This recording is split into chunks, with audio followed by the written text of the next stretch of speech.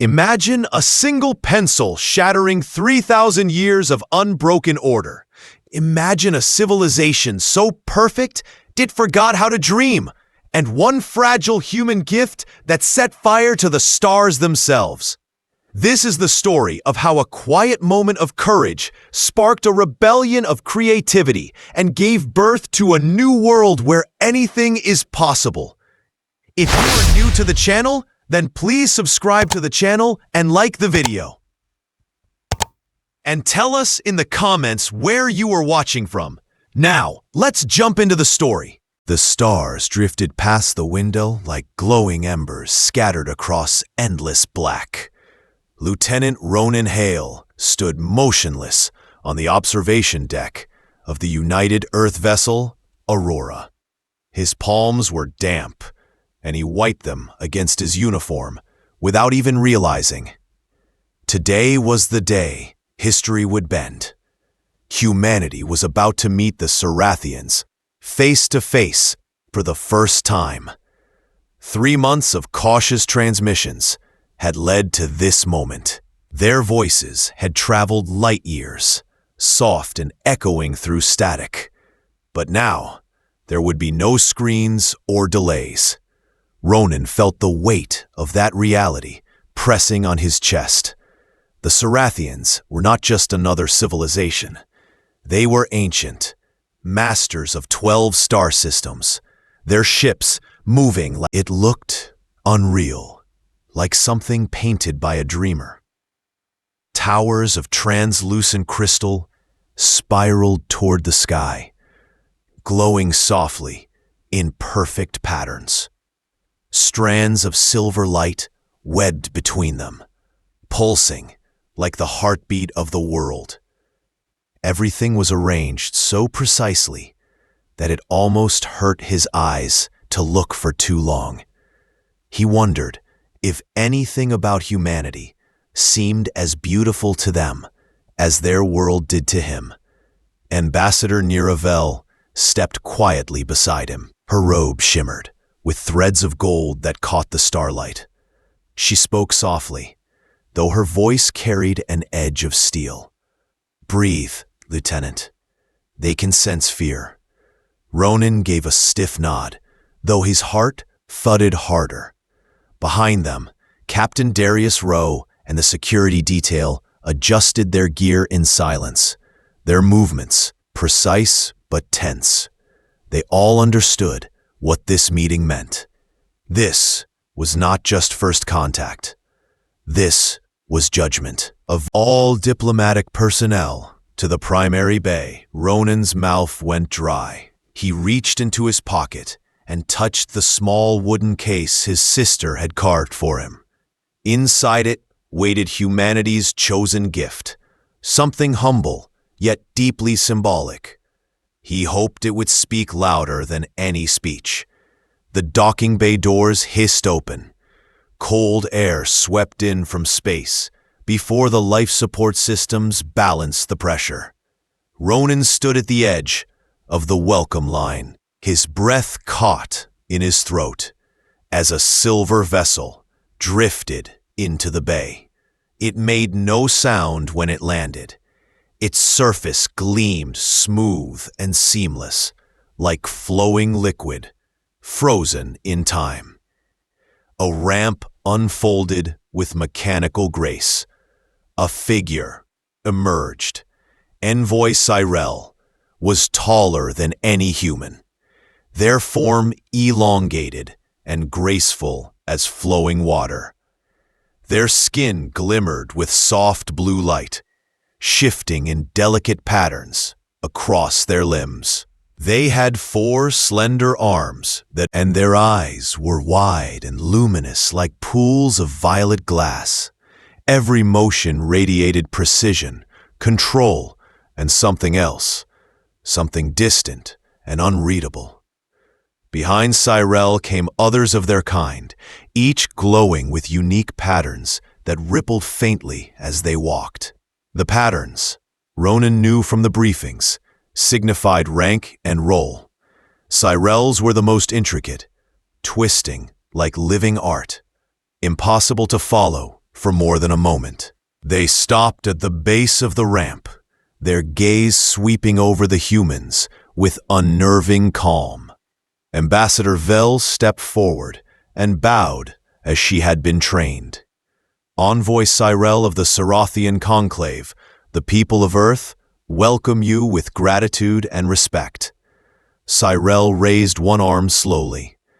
When they spoke, their voice rose and fell like soft music. A small translator pinned to Vel's collar turned the tones into words. We acknowledge your greeting, Ambassador Vel. The Conclave has come to measure your kind. We must see if your species belongs among the stars. The words were polite, but Ronan felt a chill slide down his spine. They were not here as friends. They were here as judges. As the formal introductions began, Ronan tried to steady his breathing. He knew his part would come soon. Humanity's message to the stars rested in his pocket, small and fragile.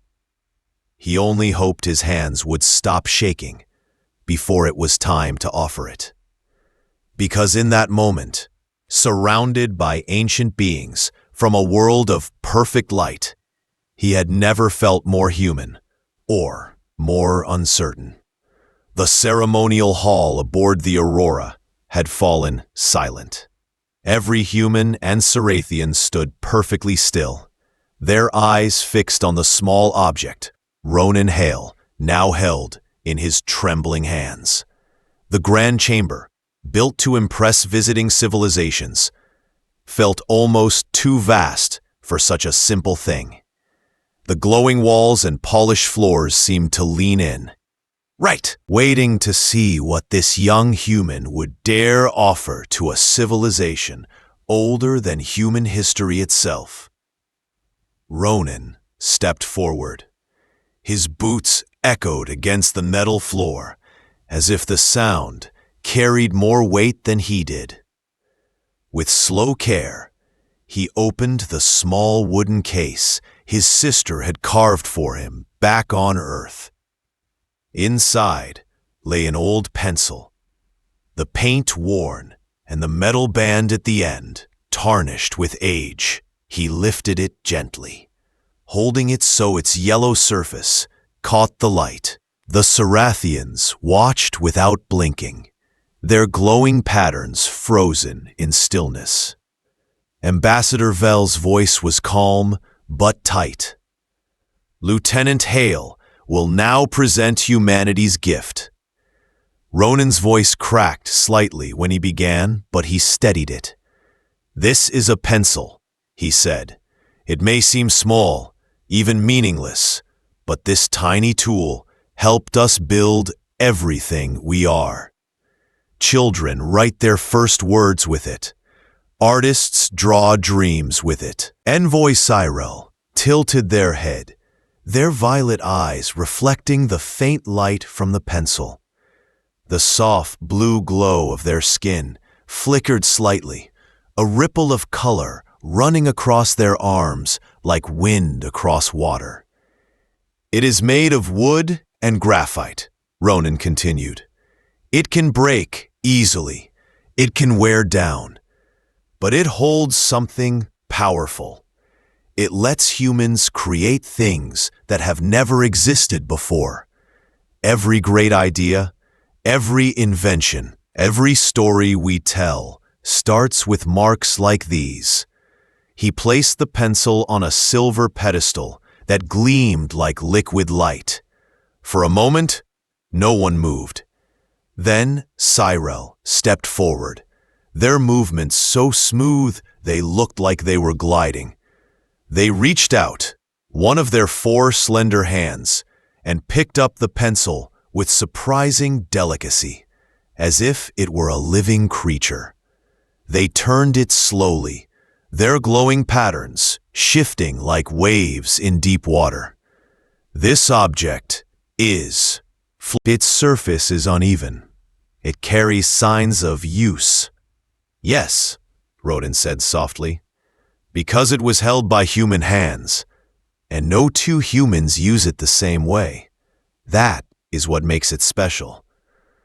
The envoy pressed the eraser gently, then ran a long finger down the worn wood. Their glowing patterns flared brighter, swirling in sudden bursts of color that none of the briefings had ever mentioned. Whispers rippled through the Sarathian delegation, their voices like distant chimes. Ronan stood perfectly still, his heart pounding, wondering if he had just insulted them or awoken something. "Show," Cyrell said suddenly. The translator hesitated, then added, "Show how it makes creation." Ronan blinked, caught off guard. He had not expected to be asked to demonstrate. Ambassador Vell gave him a slight nod. Captain Rowe quickly handed him a blank sheet from his field journal. Ronan took the pencil from Cyrell's graceful fingers.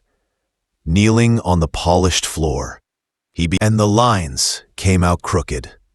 He sketched what he had seen of the Sarathian world below. Towering crystal spires, glowing in the purple mist. Silver bridges, curling through the sky. The drawing was rough, uneven, imperfect. But as he worked, he felt something steady within him. He drew not what was exact, but what had stirred his heart when he saw it. A faint sound filled the room, like a breeze through chimes. The Sarathians were speaking quietly among themselves, their lights shifting in complex waves. When Ronan finally lifted the pencil, the page showed his trembling attempt at their breathtaking world. Cyril knelt beside him. Their voice came softer now, like rain on glass. "It is imperfect." "Yes," Ronan said, "because it is human." The envoy's glowing patterns flared suddenly in a rush of colors that danced like living fire. The chamber gasped in one shared breath. Something had cracked the stillness of an ancient empire. Ronan placed the pencil back on the pedestal. In the silence that followed, he realized what he had just seen in Cyril's eyes. A spark, and it would not stay small. Weeks passed after Ronan Hale placed the pencil into Sarathian hands, and nothing on the surface seemed to change. But below that surface, currents were shifting. Whispers began to travel through the conclave cities like wind through tall grass, in hidden courtyards and shadowed halls. Sarathians who had touched the pencil spoke in quiet voices about what they felt. Something new had entered their ordered world. It was fragile, like fire cupped in trembling palms, yet impossible to ignore. Ronan remained on the Aurora, receiving short, encrypted messages from Envoy Cyril. They were always brief, but they carried urgency. One said, "They are drawing. They do not want to stop." Another read, "The Council fears what they do not understand." He had not meant to cause unrest. He had only wanted to share what made humanity human. But the spark was spreading faster than anyone had imagined. Then one morning, the ship's comm room came alive with frantic voices. The images from the Sarathian homeworld stunned the crew into silence. The flawless crystal cities had begun to transform. Towers that had once stood in rigid lines now curved and spiraled like living vines. Bridges wove through the air in wild arcs. Walls shimmered with drawings that pulsed softly like breathing light. Millions of Sarathians filled the streets, each holding crude replicas of the pencil, marking symbols on every surface they could find. The order that had defined their world for 3,000 years was unraveling before human eyes. Ambassador Vel stood frozen, her face pale. This is a cultural revolt," she whispered. "And it started with us." A direct message arrived from Cyril. It was marked with the "Come to the Royal Assembly at once. Come alone. Bring more pencils." Captain Rowe warned him not to go, but Ronan felt no choice. He descended through the planet's violet clouds, his shuttle weaving through chaotic air lanes that had once been silent and perfectly regulated.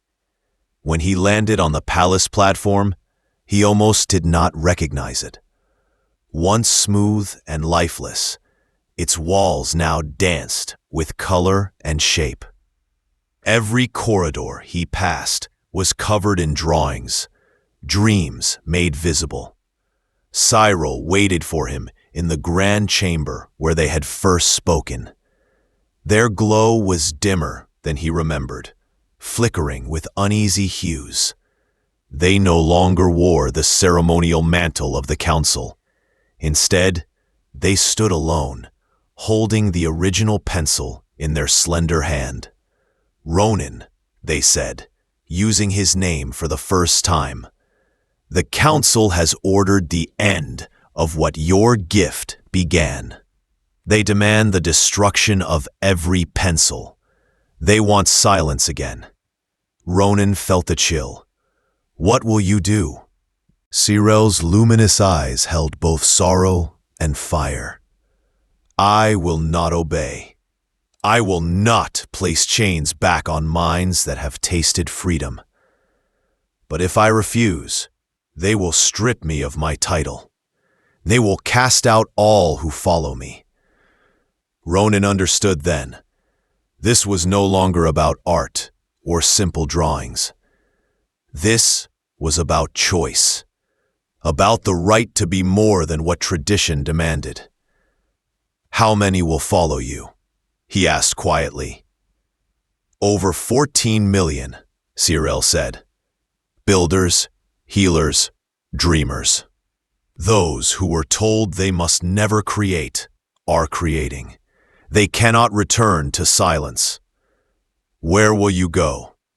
Cyril stepped closer and opened a glowing map on a crystal screen.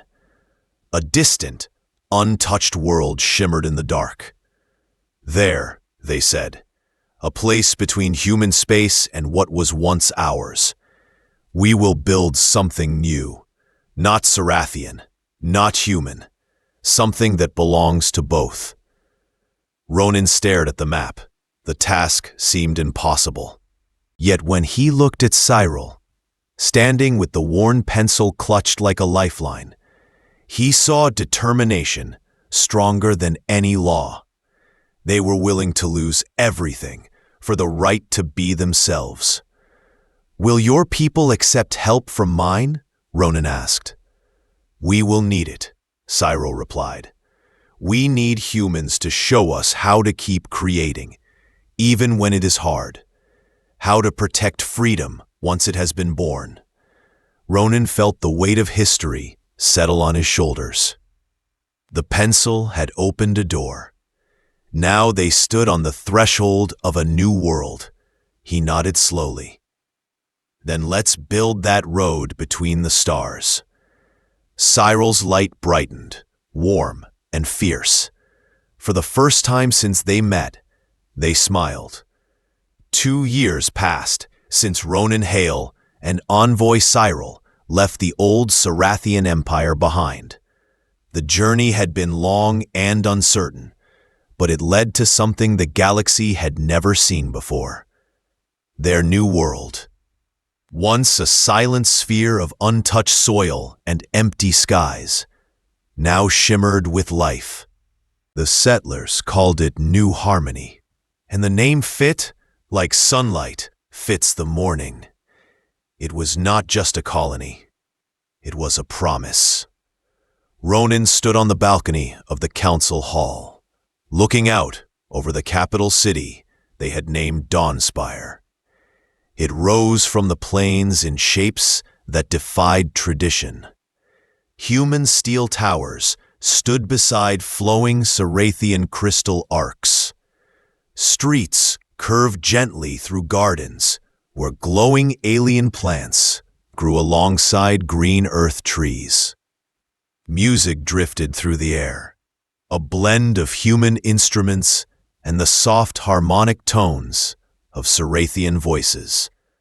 The city looked alive, as if it had been grown instead of built. Sorel joined him on the balcony. Their light patterns were brighter now, filled with warm hues that pulsed like the beat of a heart. They no longer wore the crest of the conclave. Instead, they carried the title of Cultural Guide for the new Harmony Council, chosen by both human and Cerathian. Its yellow paint faded, its eraser worn to the metal. Yet they carried it as if it was made of gold. "Remember the first time you drew?" Ronan asked quietly. Cyril gave a soft laugh, like wind brushing glass. "I remember thinking I would break the pencil just by holding it. Now look." They gestured to the city below. This world exists because of that moment. Everywhere Ronan looked, humans and Cerathians worked together. Children from both species played in the parks, their laughter echoing through the open plazas. Mixed teams built new structures that twisted toward the sky like living sculptures. Artists covered walls with murals that told stories of courage, hope, and change. None of it was perfect, and that was what made it beautiful. Every mark carried the spirit of its creator. Later that day, the Grand Assembly met inside the council chamber. Representatives from both species filled the circular hall, their faces glowing with anticipation. ... Visitors from distant worlds watched from high galleries, curious about the experiment unfolding on this small planet. The assembly would vote on who would serve as the first prime coordinator of New Harmony. To Ronan's shock, they had chosen him as the candidate. He stood at the center of the chamber, nervous but steady. Cyril sat at the front row, the worn pencil resting across their knees like a sacred relic. Ronan looked around at the gathered crowd and spoke. 2 years ago, I gave a simple tool to someone I barely knew. I thought it was only a gesture of friendship. I did not know it would spark a change that would sweep across stars. That small gift showed us something powerful. Creation does not need permission. It only needs possibility. This city, this world, was built by people who believed they could make something new together. Not as Cerathians, not as humans, but as dreamers. Ronan raised his eyes, meeting the gaze of both species who had built this world with their hands. "If you trust me to guide this colony," he said, "I promise not to lead it as a ruler. I will lead it as a guardian of possibilities. No one here should be shaped by old limits. No one should be told what they cannot become. Our strength will come from the lines we draw together." The vote was swift and unanimous. The chamber erupted in sound, Cerathian harmonic tones blending with human cheers. Cyril rose and placed the pencil in Ronan's hand, their light flaring bright as dawn. "Prime Coordinator Hale," they said with quiet pride, "may you always protect the freedom you helped awaken." That evening they stood again on the balcony, watching the lights of Dawnspire shimmer in the twilight. Ships from other worlds were already arriving, bringing beings eager to learn how to build as New Harmony had built, through courage, trust, and shared imagination. Ronan watched the city breathe and grow beneath the alien stars. It was imperfect. It was beautiful. And it was only the beginning.